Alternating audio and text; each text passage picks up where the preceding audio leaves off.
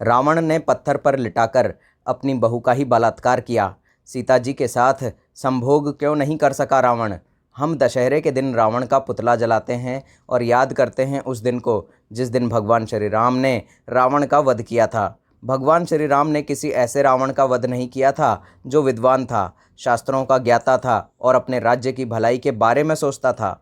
राम ने ऐसे रावण का वध किया था जो स्त्रियों का सम्मान नहीं करता था, उनके साथ दुर्व्यवहार करता था और बलपूर्वक अपनी बात मनवाता था। आजकल रावण को अच्छा साबित करने के लिए उसके गलत पक्षों को सही बताकर पेश किया जा रहा है दोस्तों। हाँ, रावण रचित शिव तांडव हम आज भी गाते हैं, जिसका अर्थ ये हुआ कि बुरे से बुरे व्यक्ति ने भी अगर कोई अच्छा काम कर दिया तो उस अच्छे को याद रखा जाता है, लेकिन उसे अपने कर्मों का फल अवश्य मिलता है। रावण के संगीत ज्ञान की प्रशंसा चल सकती है, लेकिन उसने सीता को छुआ भी नहीं वाला नैरेटिव बहुत गलत है दोस्तों, क्योंकि रावण का इतिहास उस प्रकार का नहीं रहा है। रावण की शिव भक्ति कई ऋषियों मुनियों के भी तपस्या से परे थी, लेकिन इसका अर्थ ये नहीं कि रावण ने सीता के साथ बलपूर्वक व्यवहार नहीं किया वाला नैरेटिव सही है। रावण ने क्या अपहरण करते समय सीता पर अपने बल का प्रयोग नहीं किया था?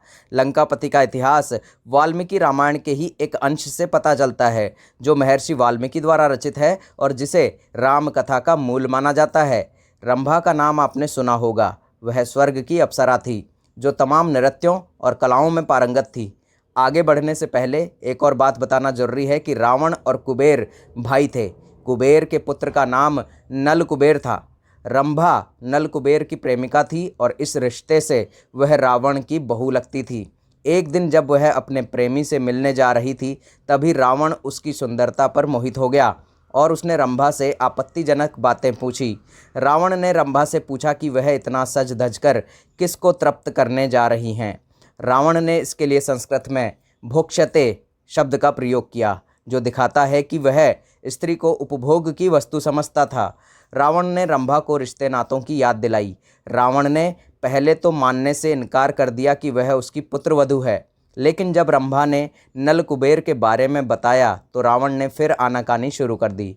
उस समय रंभा काफ़ी ज़्यादा डरी हुई थी और देवताओं को भी जीत चुके रावण के बारे में उसे पता था कि वो कुछ भी कर सकता था।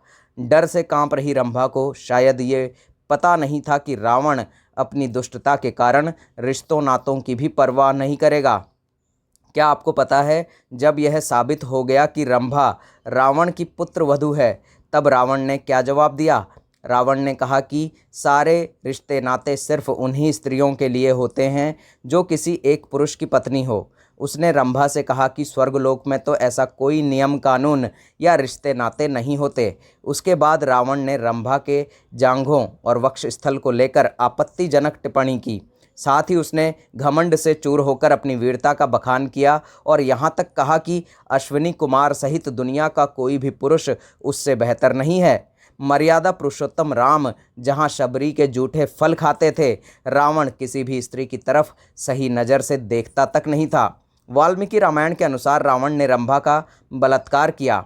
एव मुक्ता स ताम रक्षो निवेश्य च शिलातले काम भोगा भी संसंक्तो मैथुनायो पचक्रमे।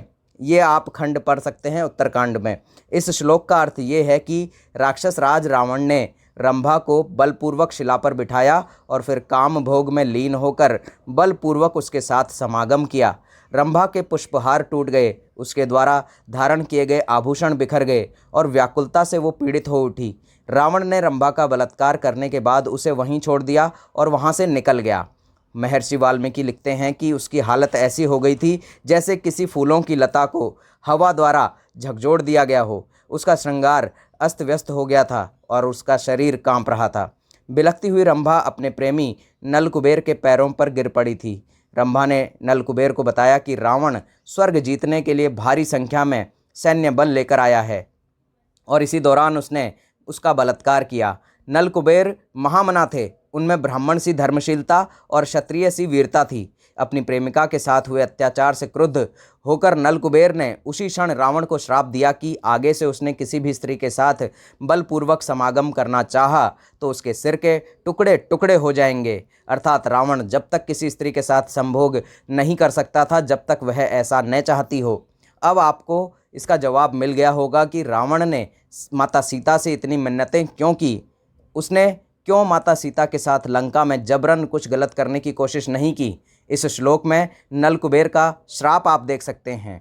यदा हक्कामा कामार्तो धर्ष्यस्ति योषितम मूर्धातु सप्तधा तस्य शकली भविता तदा। और ये उत्तरकांड से लिया गया है, आप इसे संख्या देखकर वहाँ पर देख भी सकते हैं।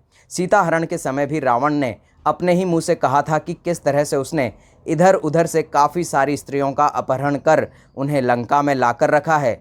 अगर किसी के भीतर रावण के अच्छे पक्षों की चर्चा करने की ही इच्छा है तो उसकी अच्छे की चर्चा करने में कोई बुराई नहीं है, लेकिन जिस क्षेत्र में वो बुरा था, बलात्कारी था, उस मामले में उसकी बुराई में अच्छा ढूंढने वालों को कम से कम बिना तथ्यों को जाने दुष्प्रचार तो नहीं फैलाना चाहिए। दोस्तों, इस कहानी में वाल्मीकि रामायण के अलावा किसी अन्य सोर्स से कुछ भी नहीं लिया गया है। पूरी कहानी वाल्मीकि रामायण के उत्तरकांड में वर्णित है और श्लोक संख्या देखकर आप उसे पढ़ भी सकते हैं।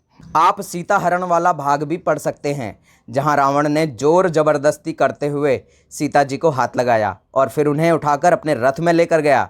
रावण अक्सर माँ सीता को अपनी वीरता और धन का लोभ भी देता रहता था, लेकिन इसी श्राप का डर था कि उसने सीता जी को कभी भी समागम के लिए हाथ नहीं लगाया। दोस्तों, उम्मीद करते हैं कि आपको ये पूरा वीडियो अच्छा लगा होगा। अगर वीडियो अच्छा लगा हो तो कमेंट बॉक्स में जय श्री राम लिख दीजिएगा और चैनल को सब्सक्राइब नहीं किया हो तो अभी के अभी सब्सक्राइब जरूर कर लीजिएगा। मिलते हैं अगले वीडियो में, तब तक के लिए जय श्री राम दोस्तों।